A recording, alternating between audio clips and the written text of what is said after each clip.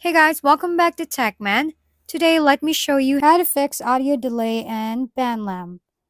To fix audio delay on BandLab, start by enabling latency compensation in the app.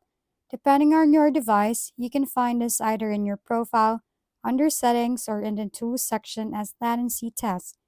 Run a test to calibrate and see if the delay improves. If you're using headphones, avoid Bluetooth devices as they introduce lag.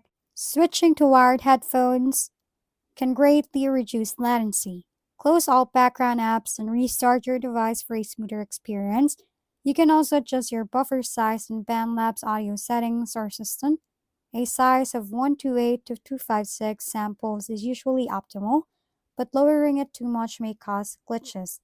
Finally, ensure your BandLab apps are updated, your browser is current if using the web version, and clear your cache if performance is slow.